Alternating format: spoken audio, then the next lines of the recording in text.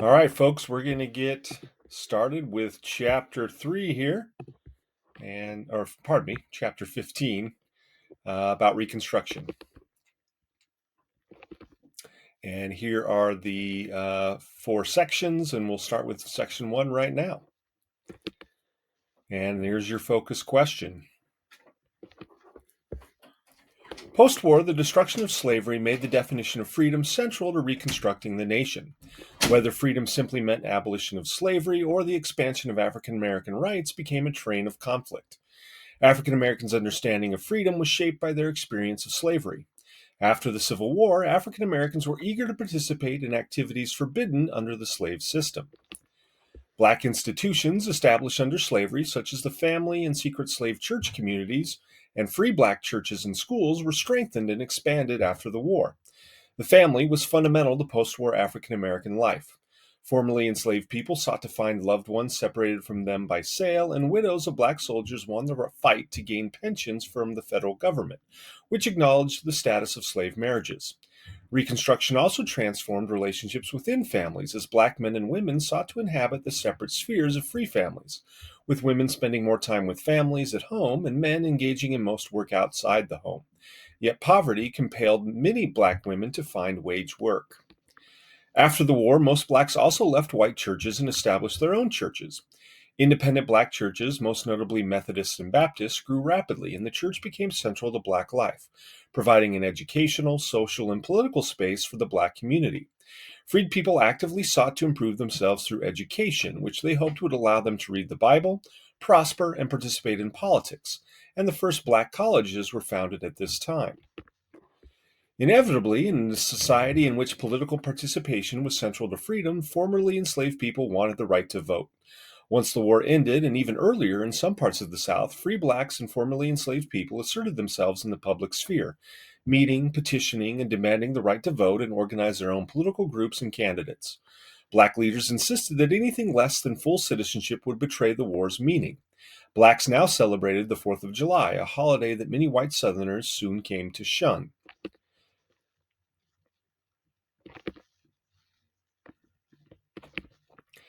Land ownership was at the core of the formerly enslaved people's sense of freedom. By acquiring land, the freed slaves hoped to create an economic life in communities beyond white control and interference. Some formerly enslaved people believed they had earned rights to the land through their unpaid labor. While free people's ideas of freedom were similar to that of white Americans, including self ownership, family stability, religious liberty, political participation, and economic independence, they often saw freedom as an open ended process of transformation, not a birthright that could be assumed. Although the freed people failed to achieve full freedom as they understood it, their definition did much to shape national debate during the turbulent era of Reconstruction.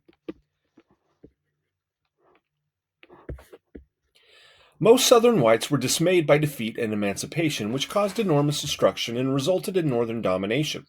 Some 26,000 Southern white men died in the war, more than a fifth of the South's adult male whites, and the war destroyed much of the agricultural property on which the Southern economy was based. Plantation owning families faced enormous changes, having lost their enslaved people and their life savings, which had been invested in Confederate government bonds. With their slave labor gone, some had to engage in physical labor for the first time in their lives. Southern planters tried to impose their own vision of freedom on the formerly enslaved people, seeking to regain the old control they had exercised under slavery. Freedom for the planters still meant hierarchy and mastery. From their perspective, it was a privilege, not a right, and did not mean economic independence or civil and political equality.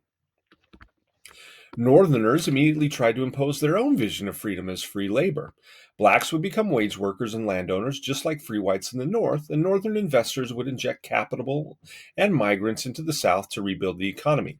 The South would eventually resemble the free society of the North. Conflict was inevitable. Planters wanted a labor system as close to slavery as possible. Formerly enslaved people wanted economic autonomy and access to land. It fell to the Freedmen's Bureau to attempt to establish a working free labor system. Directed by O. O. Howard, a Civil War veteran from Maine, the Freedmen's Bureau was an experiment in government social policy, and its responsibilities can only be described as daunting. The Bureau's agents were tasked to establish schools, give aid to the poor and aged, solve disputes between whites and blacks, and ensure equal treatment for formerly enslaved people and white unionists in the courts. Though the Bureau, which existed from 1865 to 1870, had no more than 1,000 agents at its height, it accomplished much in education and healthcare. By 1869, nearly 3,000 schools serving more than 150,000 pupils in the South reported to the Bureau. But the Bureau had a conflicted legacy in economic affairs. The Bureau believed that sound race relations in the South would rest on fair wages and working conditions and on opportunities for improvement in social advance. But freed people wanted land, not wage work on plantations. The law founding the Bureau enabled the agency to divide abandoned and confiscated land into 40-acre plots for rental and sale to the freed people. But in the summer of 1865, President Johnson ordered that almost all confiscated land in federal hands be returned to former owners. In South Carolina and Georgia, Army troops forcibly evicted blacks who had been given land by General Sherman. Although blacks protested, no land distribution occurred, and nearly all rural freed people stayed poor and propertyless during Reconstruction. They had little choice but to return to work on the plantations, often for former owners. Black men were mostly confined to farm work, unskilled labor, and service jobs. Black women were restricted to domestic work as cooks and maids. Wages were too low to build savings or wealth, although by 1900 a significant number of Southern blacks had acquired small parcels of land. The failure of land reform produced a deep sense of betrayal.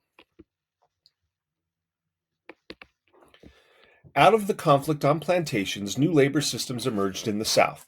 The task system survived in the rice areas of South Carolina and Georgia, where supervised wage labor predominated on the sugar plantations of Louisiana. Sharecropping became the norm in the Cotton Belt and much of the tobacco areas of Virginia and North Carolina.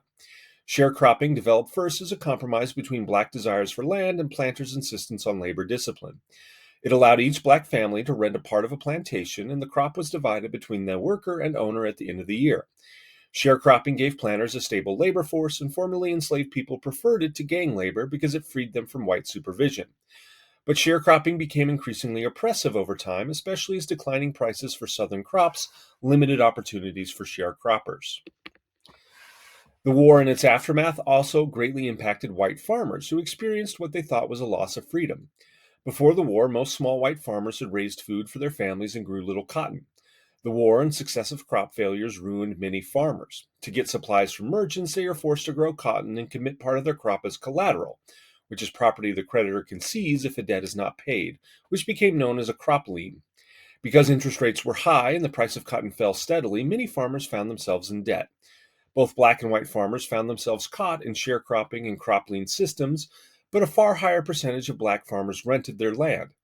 However, every census from 1880 to 1940 counted more white than black sharecroppers. Though the rural South's economy suffered, southern cities saw considerable growth in the post-war period. New railroad lines allowed city merchants to engage in commerce with the North, and a new urban middle class of merchants, railroad entrepreneurs, and bankers benefited from the expansion of cotton production. Reconstruction transformed the lives of all Southerners. The antebellum world of master, slave, and independent yeoman had been replaced by a post-war world with new social classes: land-owning employers, black and white sharecroppers, white cotton farmers, black wage workers, and urban businessmen. The debates over land, labor, and political power that defined Reconstruction in America had parallels in other societies that experienced emancipation.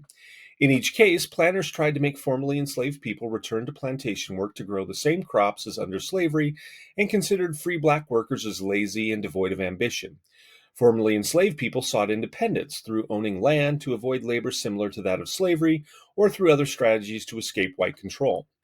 Planters attempted to replace freedmen with a new foreign source of labor: Indians in the British case in the Caribbean, and Chinese in the American case.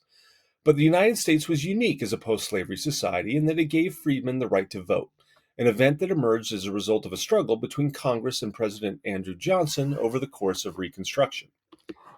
So that's the end of Section 1. We'll be back with Section 2.